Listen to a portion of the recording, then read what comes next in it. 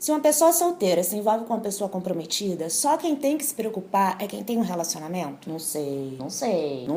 Hoje eu trouxe pra vocês 2 casos de pessoas solteiras que se interessaram por pessoas comprometidas. Já estão sabendo da novidade? Um desses casos me enviaram lá pelo TikTok. No TikTok eu faço live todos os dias e o nosso tema é sempre fofocas. Então as pessoas me mandam fofocas lá, a gente conversa bastante. Algumas vezes eu dou conselho, não muito, porque o meu conselho sempre vem carregado de julgamento, de bagagem. Eu não sou uma profissional da saúde mental, então eu deixo bem elucidativo lá e vou deixar aqui que é pura fofoca. Se você quiser, você também pode me mandar suas histórias pra eu ler aqui no canal. O e-mail tá aqui no box de informações, ou você pode me enviar mensagem também pelas minhas redes sociais. O outro caso que eu vou contar é uma fofoca sobre mim.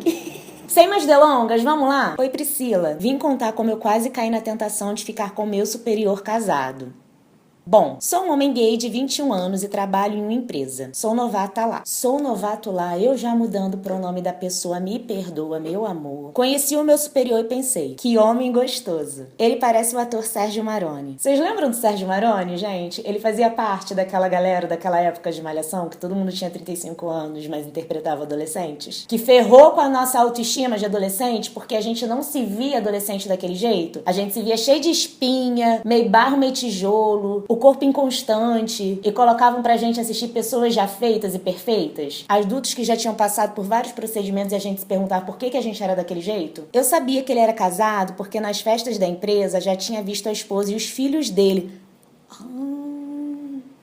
Mas imagine qual foi a minha surpresa quando ele começou a dar em cima de mim. No começo foram apenas elogios, falando que meu corpo era bonito ou comentando sobre as roupas que eu usava. Eu pensava que ele era hétero, então não percebi de primeira que estava dando em cima de mim. Ou você é sonso, ou você é tapado. No caso, você pode ser bem tapado que nem eu. Antigamente eu era muito tapado, eu achava que ninguém olhava pra mim. Tudo bem, existe um histórico social, mas eu nem vou entrar nisso, tá, gente? Porque o vídeo é sobre outra coisa. Mas eu achava que as pessoas não davam em cima de mim. Depois de um tempo que eu me descobri linda, bela e gostosa, super interessante... Gostosa. Irresistível. Eu percebi os olhares interessados em mim. Então sempre que alguém tá me olhando muito, ou é porque a pessoa acha que eu sou a Zazie Beetz, ou porque ela tá interessada em mim. Eu gosto muito de ler livros, então ele tentou puxar assunto comigo sobre leitura. A gente foi conversando e logo as coisas começaram a ficar estranhas. Ele começou a me mandar mensagens com brincadeiras de duplo sentido, mas todas envolviam sexo. Como é que ele te mandou mensagem? Ele tinha seu número? Deve ser grupo da empresa, né? Ou aquele chat de empresa, né? Logo perguntei, e sua esposa? Você é casado? Eu também já mandei essa pro cara que era casado, lembra, gente? Eu falei aqui já. Tem um vídeo meu falando que... Enfim, vamos continuar aqui a história que não é sobre mim? Ele respondeu que era bissexual e que a esposa não precisava saber, porque tudo seria apenas uma aventura. Eu queria falar, mas deixa eu continuar aqui. Eu tentei ignorá-lo, mas foram semanas dele dando em cima de mim. Confesso que quase fiquei com ele. Porém, descobri por meio de uma amiga que ele já era bem conhecido dentro da empresa por esse tipo de comportamento. Já tinha ficado com vários homens e mulheres de lá. E depois que conseguiu o que queria, nem olhava mais na cara da pessoa. Deixa eu dar um adendo aqui. Nossa, você escreve muito bem. A vírgula, a pontuação, tá tudo tão certinho. Então, obviamente, dei um chega para lá nele e o ameacei dizendo que iria denunciá-lo por assédio sexual. Depois disso, ele parou de me enviar nudes e dar em cima de mim. Ele te enviava nudes? Isso aqui tá na mensagem lá em cima, gente? Será que eu pulei alguma coisa? Depois ele parou de me enviar nudes e de dar em cima de mim. Hoje só fala comigo o essencial para o trabalho. Mas confesso que adorava ver os nudes dele e que ele era muito gostoso. Se tivesse insistindo mais... Talvez eu acabasse ficando com ele, porque o desgraçado tem uma boa lábia e é bonito, mas graças a Deus não fiquei com ele. Aí eu respondi com uma pergunta também que eu fiquei na dúvida. E você conhece as pessoas da empresa que ele já ficou? Aí ela me respondeu. De nomes sim, mas não tem intimidade, eu converso muito com elas. Eu achei, assim, essa história muito parecida com o que eu faria. É engraçado, né? Porque as pessoas que seguem a gente têm algumas coisas parecidas com a gente. Eu acho que é isso que forma a comunidade, enfim. Eu achei muito interessante, porque tava com muita vontade. Isso já aconteceu comigo também, né? De eu ficar, assim, com muita vontade de ficar com o cara, descobrir que ele é casado, o cara continuar me atentando, dando em cima de mim e eu tendo que resistir, eu tendo que fazer o papel de nós dois, né? Porque o que acontece? Eu não fico com caras casados por motivos disso aqui, né? Logo perguntei, sua esposa, você é casado? Ele respondeu que era bissexual e que a esposa não precisava saber, porque tudo seria apenas uma aventura. Eu também me pergunto se esse cara se protege, né? Eu espero que sim. Eu espero que ele use preservativo nessas aventuras dele. E aí eu não fico com caras porque eu não quero dar o gostinho dessa minha pessoa de tudo isso ficar com um babaca desse. Mas não só isso. Esse é um motivo social que eu sempre acabo falando. Mas eu vou falar a verdade. Eu também tenho muito medo de apanhar. Eu morro de medo de apanhar de mulher traída. Porque mulher traída que desconta na gente... Ai, Priscila, mas você não luta, você não faz Muay Thai? Sim. Mas você já viu alguém batendo com raiva? Gente, não. Aí eu, assim... Então, esses dois motivos me brecam bonito. E ele me mandou essa mensagem porque a gente tava falando na live algo que tava acontecendo comigo. Que eu comecei a ficar afim de uma pessoa. Só que eu comecei a ficar afim dessa pessoa. Eu não conhecia essa pessoa e fiquei afim dela. Eu já conhecia e depois eu comecei a olhar com outros olhos. Só que eu não sabia se essa pessoa era casada. Eu sabia que essa pessoa tinha uma filha. E aí essa pessoa uma vez contou e tal, que fez um determinado evento com a filha. E quem procura acha, então eu fui catar as redes sociais dessa pessoa. Olha... Cavei, hein? Peregrinei. Porque eu fui de um grupo que a gente faz parte da atividade para outro e fui puxando por foto, por marcação, por primeira letra do nome. E aí eu fui caçando e vi lá essa atividade que essa pessoa tinha feito com a filha. E aí tava marcado lá outra pessoa. Então eu fiquei muito na dúvida. Será que é comprometido ou não? Será que é casado ou não? E aí eu joguei no grupo e falei, gente, o que eu faço? Eu quero saber se é casado ou não. E aí todo mundo mandou eu ser direta, perguntar, dar em cima. Eu falei, dar em cima eu não vou dar em cima. Mas talvez eu pergunte assim, como quem não quer nada no meio da conversa, né? E aí, quando você vai pra outro lugar, quem leva sua filha, sua esposa e tal, pra saber, né? Se era casado ou não, dependendo do que ele respondesse. E aí eu fiquei umas 2 semanas nisso, tentando entrar no assunto, mas a gente não conseguia conversar. Até que há 2 semanas ele mesmo falou sobre a esposa. A gente tava no meio da conversa e ele falou, não, a minha esposa em casa e tal. Aí eu falei, ai, casado. Sim.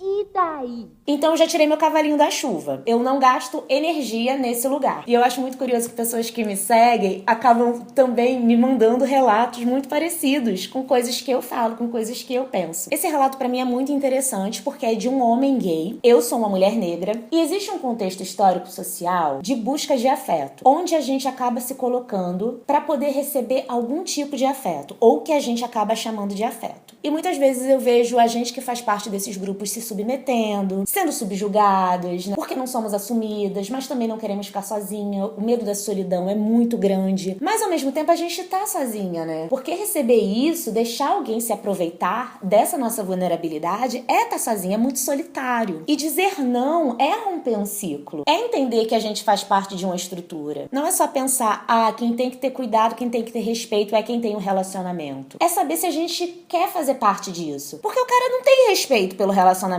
dele. Tudo bem, eu também não preciso ter respeito pelo relacionamento dele, mas eu posso ter respeito por mim. Feminista, rainha do tanque, tanque de guerra. E se eu quero um relacionamento, se eu quero quebrar algum tipo de estrutura patriarcal, se eu quero mudanças positivas pra mim, como que eu vou estar lutando contra? Como que eu vou estar jogando um jogo diferente se eu vou estar fazendo as mesmas coisas, se eu vou estar contribuindo pra tudo que ele é, pra tudo como a nossa estrutura é? Porque é um comportamento cotidiano, será que dá pra entender? É como se fosse uma marolinha que vai crescendo e vai quebrando na praia. Então a marolinha talvez seja eu, né? Aproveitando o momento. É que a nossa sociedade também, ela se constrói em cima de um falso discurso de monogamia. Pra gente que é mulher. Pra gente que vendem o romance. Pra gente que acaba sendo posse de um homem. O homem, ele declara a monogamia diante de todos, diante de uma celebração de um discurso, mas ele não precisa ser monogâmico. Porque também existe um imaginário de que ele pode espalhar a semente e fazer vários filhos. Parece que as coisas não casam, mas é isso, tá, gente? Tem ligação do homem poder trair e engravidar várias mulheres, e como a mulher só pode ter uma gravidez por vez, ela pertence a um homem só. E isso faz a gente estruturar a sociedade dentro de um discurso romântico pra gente. Regras que a gente precisa seguir. Regras que tentam nos cercear da nossa liberdade. Liberdade de escolha, independência financeira, se colocar à sombra desse relacionamento. Enquanto pra homens existe uma passibilidade, uma certeza de impunidade. Eles podem ser safados. Depois, como eu sempre falo, é só subir o morro que todo mundo perdoa. Eu adorei essa história. Lá no TikTok a gente faz lives e tem histórias completamente diferentes. Teve uma pesadíssima. Eu só vou falar aqui porque ela acabou colocando lá pra todo mundo ver. Conta.